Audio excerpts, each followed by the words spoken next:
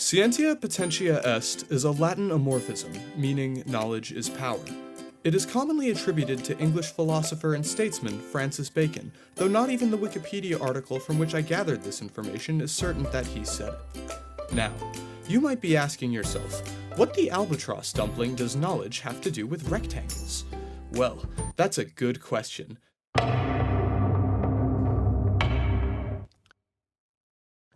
Above all else, the rectangle is power, for it is the divine geometric semen that doth father the culture of man, and shape the frame of all that his brain consumes. In his 1871 book, Primitive Culture, English anthropologist Edward B. Tyre defined a culture as that complex whole which includes knowledge, belief, art, law, morals, custom, and any other capabilities and habits acquired by man as a member of society. If the mouth belonging to our collective understanding of culture as a concept is to subsist on the Gnostic mayonnaise of Tyre's definition, then one need not peer more than 3.14 centimeters deep into our own culture in order to witness the rectangle's monopoly on human knowledge hiding in plain sight.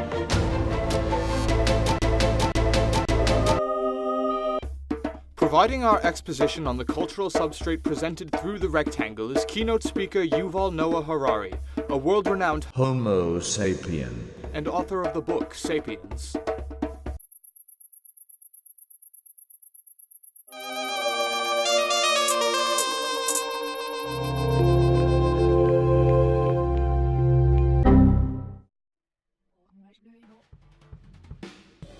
The real secret of success of our species is that we alone can talk about things that don't exist at all. The easiest example to give is, of course, religion. But it's not just religion. It's the same with our legal system, with our political system, with our economic system. And you tell a story. Look, this piece of worthless metal or this piece of colorful paper, it is worth 10 bananas. And if enough people believe that story, it becomes an extremely effective story. Homo sapiens, in contrast to all the other animals in the world, lives in a dual reality. Other animals, they live inside an objective reality.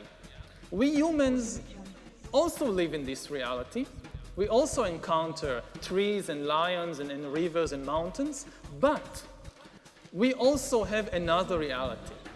In addition to this objective reality, we also live inside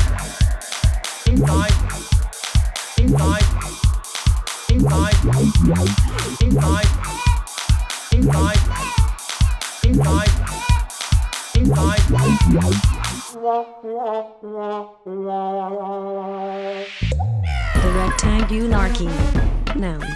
A system of society or government in which cultural power and sway is consecrated exclusively through interfaces that adhere to rectangular composition in both form and spirit.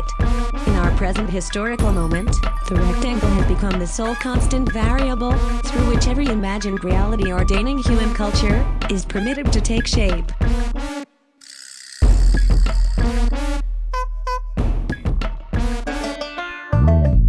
Unlike circles, which roll with the punches of life, rectangles wish to maintain a secure, fixed position, for they are composed of lines, limits, boundaries.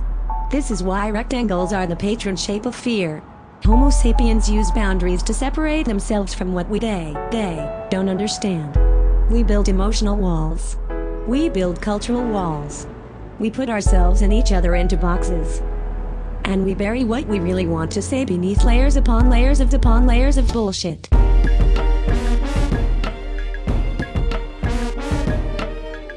Children enter the world as circles, for they have no boundaries, no taboos. They do not distinguish fantasy from reality, and they say exactly what they're thinking. That is, until they are eaten by the god we call time. The Greeks called him Kronos.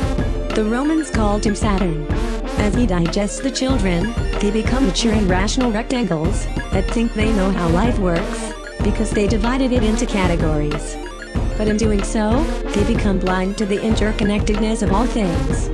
They don't see how messages of love become war. They don't see the documentaries within fairy tales, or the wisdom in nonsense. They don't see why kids love Cinnamon Toast Crunch, and despite being the only mammals that can talk, they're terrible at communicating.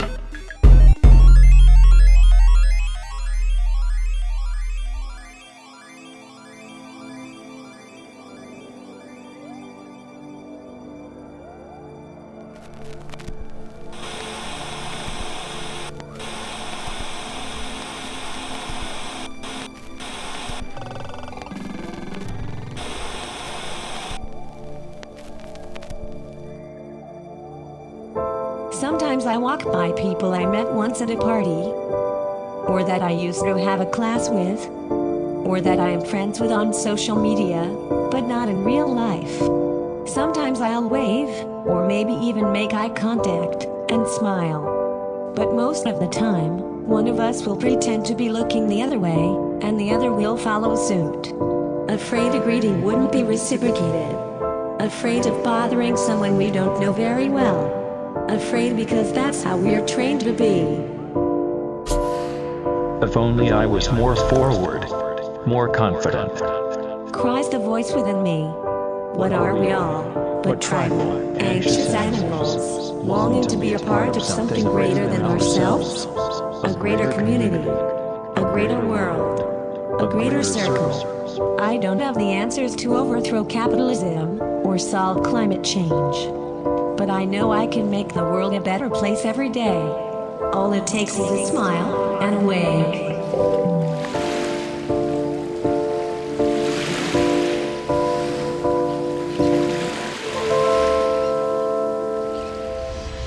The circle, the shape that doth connect, an archetypal drive to discover what one can do for others. Though the rectangle in us is stubborn, if your circle is left to govern, you'll find the circle brings out the lover in the soul. You'll find the circle brings out the lover in the soul.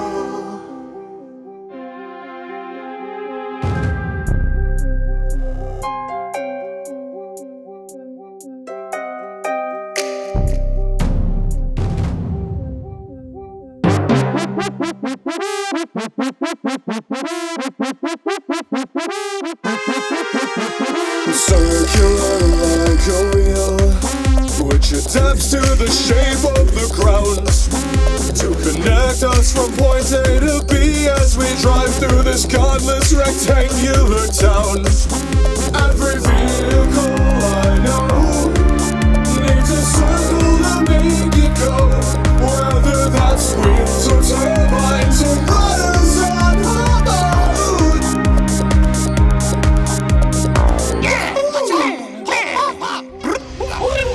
King Arthur once had a square table. Oh yeah? But his boys on both ends were secluded.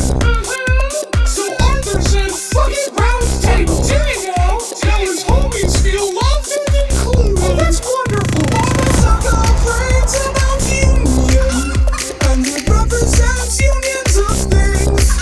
And that's why circles of friends are called circles, and unions of lovers are circular rings. Not to mention the plumbing is through circular pipes, connecting water and waste through a rectangular hive. Also, most doors are rectangles, especially when they're shut. But using circular motion, we can open them up.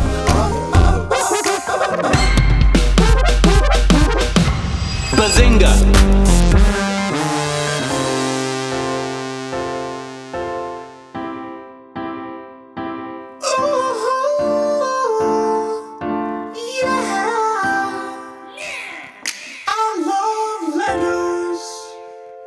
Even though they're rectangular bricks, we're not for the circles beneath them. None of them would stay.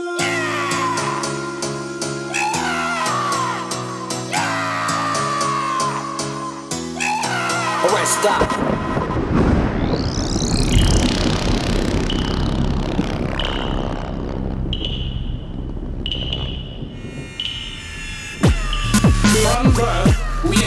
they taught children to play with rectangles known as Legos, with which they can build a microcosmic world within the greater macrocosmic one, in which we ourselves are characters.